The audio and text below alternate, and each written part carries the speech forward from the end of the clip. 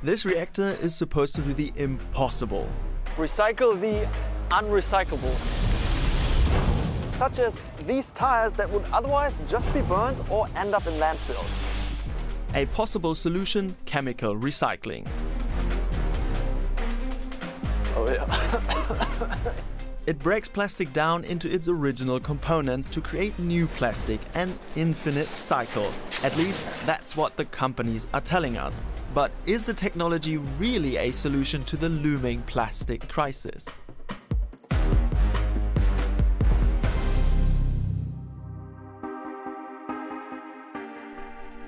Generally, we collect and then we sort and sort and sort some more, all mechanically. And that's how we recycle 99% of our plastic waste in Europe. But with these tires, that does not work. Recycled rubber can only be used for a few things though, like racetracks for example. And the world only needs so many of those. But there's an abundance of tires. So instead of recycling them, they are burned because of their heating value. At Pyrum's facility in Germany, old tires that would otherwise just be incinerated are broken down into their original components. Das sieht viel aus, aber da geht auch viel durch. Also der Haufen da, der ist in 2-3 Stunden ist der durch. 2-3 Stunden ist also der der, durch? was davor dran liegt, ja. Ach du. In the first step, the tires are shredded 3 times. The outcome? Textile fibers, steel wool, and rubber. The fibers can be used as insulation and the steel is melted into new steel again. So far so good, but chemical recycling goes a lot further than this, and that's why this rubber goes into that thing. A pyrolysis reactor that cooks everything at a really high temperature. The rubber granules are put in at the very bottom and make their way up to the top of the tower. Then gravity does its thing and everything drops towards the bottom. The rubber granulate is heated to around 700 degrees Celsius in the tower. It's practically cooked out and breaks down into its components. The resulting gas is discharged and supplies the process with electricity. In the end, 2 solids come out of the plant: pyrolysis oil and coke or carbon black. And the whole system is locked up airtight. You don't really smell anything here because it's all closed off and heated without oxygen, but it's like really, really hot because that thing runs at 700 degrees Celsius, which is, yeah, I think the hottest that I've ever stood next to. But as you can imagine, it takes an immense amount of energy to heat that much plastic because you're essentially breaking chemical bonds. And this amount of energy is also one of the biggest concerns from an environmental point of view when it comes to pyrolysis. Also am Ende des Prozesses bleibt Gas übrig. Was nicht zu Öl werden kann, bleibt Gas am Ende des Prozesses. Und das geht über ein Reinigungssystem raus in den Puffertank und vom Puffertank in 2 Blockheizkraftwerke. Das sind eigentlich Stromgeneratoren, Strommotoren. Das sind 2 schöne große 12-Zylinder und die produzieren den Strom für das ganze Werk. Also wirklich komplett energieautark quasi, obwohl es halt so ein energieintensiver Prozess halt schon ist. Die Pyrolyse, die als energieintensiver Prozess gilt, die ist komplett autark. This means that Pyrum's energy recovery process is producing enough energy to heat 300 family homes for an entire year. This concept of pyrolysis that's done here is the most popular way of chemical recycling currently. Facilities are popping up all over the world, like here in India, China or Saudi Arabia. The problem is that there aren't many commercial-scale chemical recycling plants out there, and the companies mostly keep their data to themselves, which makes the research around it really hard to verify. Unless a study is published in its entirety, full transparency for everyone to really look at in detail, then I don't think anyone should take it seriously. This is Simon Hahn. In 2020 he conducted a meta-study on chemical recycling and since then has peer-reviewed a lot of studies from companies and independent bodies. The main advantage at the moment of pyrolysis is that it's better than incineration at the moment. Now obviously incinerating plastics is just about the worst thing you can do anyway, so that's quite a low bar to reach. We've seen some studies that suggest that if you can mechanically recycle, then chemical recycling doesn't tend to be better than that. But there are some trade-offs here because your end product from chemical recycling is equivalent to virgin, so it can be used in more applications. This is supported by a study that assumed the best performance possible for different types of chemical recycling based on their chemical formulas. Compared to incineration, chemical recycling offers greenhouse gas savings of up to 4 kilograms of CO2. But mechanical recycling still performs way better environmentally because it doesn't require as much energy.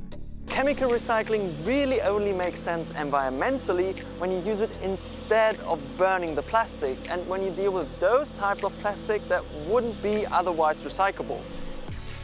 Another factor is efficiency. Today, according to Simon Hahn, pyrolysis plants lose between 20 and 50% of their input material. So for 1 ton of virgin-like pyrolysis oil, you need up to 2 tons of input material. Du könntet ja jetzt auch quasi einfach Post-Consumer-Plastik reinschmeißen und das würde auch funktionieren? Nein. Das Problem ist, egal was Sie an neuen Rohstoffen produzieren, das ist unser Carbon, das ist unser Öl, was alle wollen ist Consistency. Was hinten rauskommt, muss gleichbleibend sein. Und das Schöne ist beim Reifen, ein Reifen ist ein Reifen. Ja. So, und wenn Sie so gelbe Säcke bekommen oder Post-Consumer Waste, das ist eine riesen Wundertüte, die jeden Tag sich ändert, jeden Tag ihre Zusammensetzung ändert. Und dann kommt auch jeden Tag hinten ein anderes Öl raus, ein anderer Feststoff hinten raus. Wie wollen Sie damit Produkte herstellen? There are other players in the market like Quantafuel in Denmark or OMV in Austria that beg to differ. They are trying chemical recycling with post-consumer plastic waste, but it also needs to be carefully sorted before it goes into the plants. In some ways those processes aren't fully developed as of now, but back to our tires in Germany.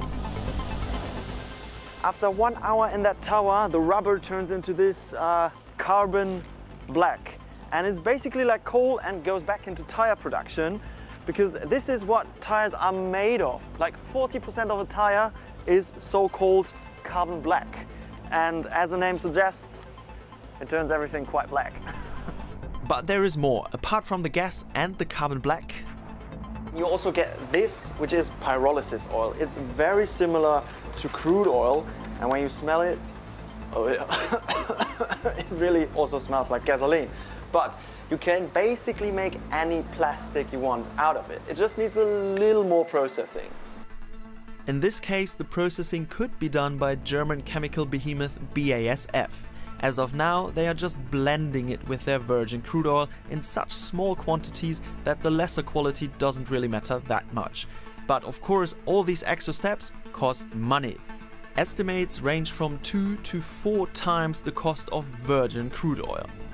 We are at a starting point here, and also the market needs to develop. This is Jasmin Beckenbach, a team lead at BASF's ChemCycling project. From a technical point of view, there will be limitations. You cannot have 100% closed loop. You always need to have also some fossil resources. And also technologically, we need to develop the processes and the scale-up possibilities.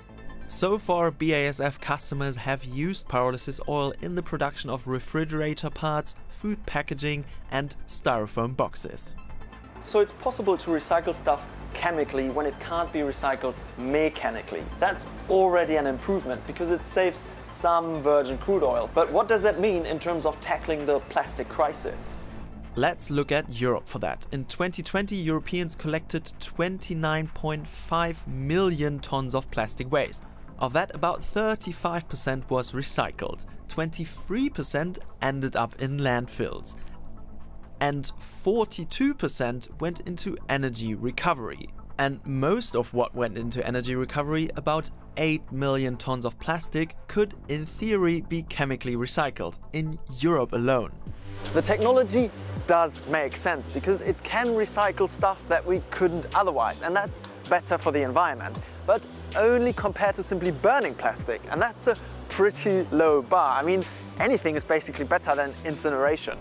Chemical recycling is not a silver bullet. We still need to think about how we can avoid plastic waste in the first place. And the plastic producing industry should start focusing on plastics that are easier to recycle. In the best case, mechanically, because that's the most environmentally friendly recycling method that we have today. If you did like the video and are as curious about recycling as I am, like it, comment on it and share it, and also subscribe to our channel. We post new videos on the environment every Friday.